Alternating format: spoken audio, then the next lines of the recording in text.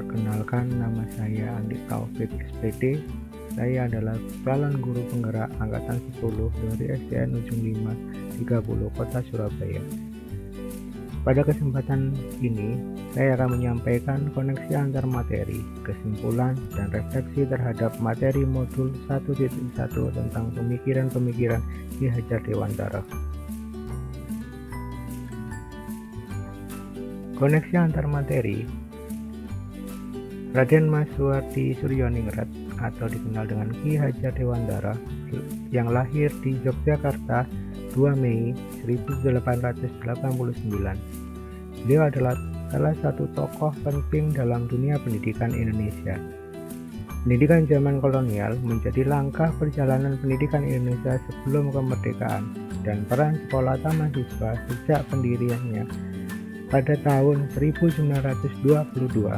Menurut Ki Hajar Dewantara, pendidikan dan pengajaran merupakan usaha persiapan dan persediaan untuk segala kepentingan hidup manusia, baik dalam hidup bermasyarakat maupun berbudaya dalam arti yang seluas-luasnya.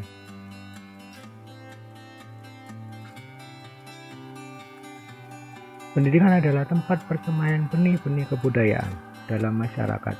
Ki Hajar Dewantara memiliki keyakinan bahwa untuk menciptakan manusia Indonesia yang beradab, maka pendidikan menjadi salah satu kunci utama untuk mencapainya. Pendidikan dapat menjadi ruang berlatih bertumbuhnya nilai-nilai kemanusiaan yang dapat diteruskan atau diwariskan. Terdapat 6 pokok pemikiran filosofi Ki Hajar Dewantara tentang pendidikan, yaitu: pertama, pendidikan sebagai tuntunan. Menuntun merupakan wujud keteladanan guru dalam proses pendidikan, baik keteladanan sikap, perilaku, maupun karakter, karena anak belajar dari apa yang mereka lihat dan rasakan. Menuntun juga berarti mendidik dan mengajar anak sesuai potensi, minat, dan bakatnya. Kedua, kodrat alam dan kodrat zaman. Kodrat alam berkaitan dengan sifat dan bentuk lingkungan di mana anak berada, sedangkan kodrat zaman berkaitan dengan isi dan irama, artinya terbuka dan mengikuti perkembangan zaman yang ada. Namun tidak semua yang baru itu baik, jadi perlu diselaraskan dulu. Ketiga, guru ibarat sebagai petani. Pendidik ini diibaratkan sebagai seorang petani atau tukang kebun, dan siswa adalah benih tanaman yang ditabur petani, yaitu guru. Di lahan, yaitu sekolah, setiap bibit tanaman siswa ditanam dan dirawat secara berbeda. Misalnya, penanaman dan perawatan tanaman padi akan berbeda caranya jika berbicara versi jagung. Hal ini termasuk pula berbicara lahan garapan yang kurang subur sekalipun. Artinya, guru sebagai seorang pemimpin pembelajaran yang menuntun sangat esensial perannya di kelas, di mana peran pendidik ini adalah memberikan bimbingan dalam menentukan arah perkembangan anak. Ia harus memastikan bahwa anak-anak berada di jalan yang benar, tidak tersesat, dan bahkan tidak membahayakan bagi diri mereka sendiri. Keempat, budi pekerti. Pendidikan merupakan benih-benih kebudayaan yang mengantarkan siswa pada budi pekerti, olah cipta, olah rasa, olah karsa, dan olahraga yang luhur. Budi pekerti dapat disebut dengan watak, diartikan sebagai bulatnya jiwa manusia yang merupakan hasil dari bersatunya gerak pikiran, perasaan, kehendak, atau kemauan sehingga menimbulkan suatu tenaga. Kelima, tabula rasa. Ki Hajar Dewantara mengungkapkan bahwa sebuah pandangan unik tentang pendidikan yang menjadi landasan sistem pendidikan nasional Indonesia. Beliau dengan tegas mengatakan bahwa anak bukanlah kertas kosong yang bisa digambar sesuai keinginan orang dewasa. Artinya, anak dilahirkan dengan kekuatan kodrat yang masih samar-samar. Oleh karenanya, pendidikan bertujuan untuk menuntun, memfasilitasi, atau membantu anak guna menebalkan garis samar-samar agar dapat memperbaiki lakunya dalam upaya menjadi manusia seutuhnya. Keenam, pendidikan yang berhamba pada anak. Artinya, pendidikan sesuai dengan kebutuhan dan kemauan anak.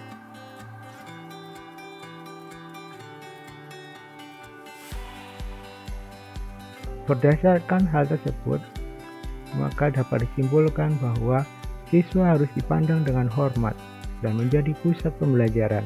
Guru harus menerima bermacam-macam karakter sesuai dengan kodrat dan fitrahnya.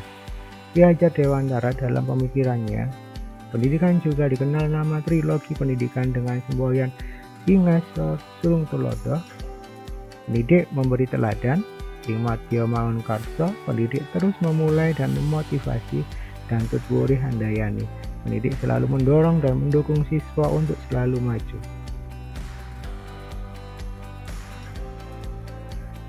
Pertanyaan pemantik dalam membuat kesimpulan refleksi terhadap pemikiran-pemikiran Ki Hajar Dewantara. Pertanyaan pertama, apa yang saya percaya tentang murid dan pembelajaran di kelas sebelum saya mempelajari modul 1.1? Sebelum mempelajari modul 1.1, ada beberapa hal yang saya yakini, antara lain, pertama, saya percaya peserta didik datang ke sekolah untuk mendapatkan ilmu pengetahuan. Kedua, dalam pembelajaran cenderung guru lebih aktif sehingga berakibat pembelajaran terpusat ke guru ketimbang kepada peserta didik. Ketiga, ketika proses pembelajaran, saya cenderung menggunakan model pembelajaran yang monoton dan tidak sesuai dengan karakter dan kebutuhan peserta didik.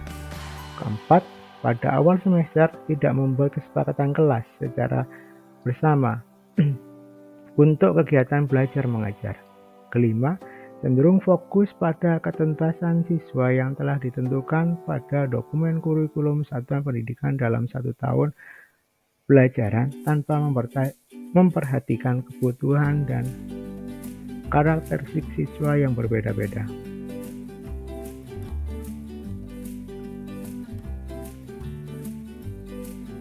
Pertanyaan yang kedua, apa yang berubah dari pemikiran atau perilaku saya setelah mempelajari modul ini? Pertama, tugas utama guru adalah menuntun dan membimbing peserta didik sesuai dengan kodrat alam dan kodrat zamannya masing-masing. Kedua, memposisikan peserta didik sebagai subjek pendidikan. Ketiga, dalam kegiatan pembelajaran seharusnya guru menggunakan berbagai cara, metode, dan model yang sesuai dengan karakteristik dan kebutuhan peserta didik. Keempat, peserta didik memiliki rasa optimis dalam menggapai cita-cita yang diinginkan. Kelima, ketercapaian target kurikulum harus dicapai tanpa membatasi kemerdekaan belajar siswa.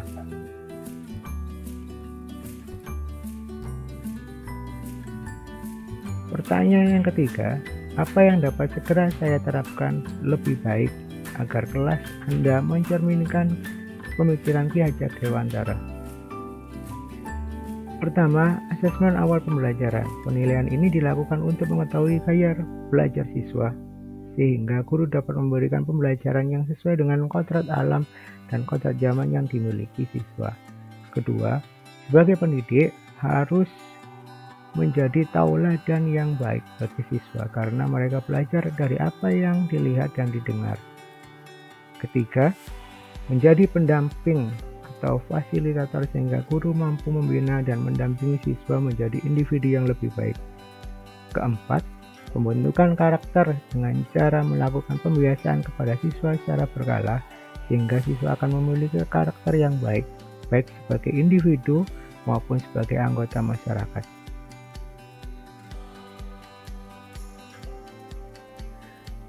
Demikian kesimpulan dan refleksi penulis mengenai pemikiran-pemikiran Ki Hajar Dewantara pada modul 1.1. Semoga bermanfaat. Terima kasih. Kami akhiri. Wassalamualaikum warahmatullahi wabarakatuh.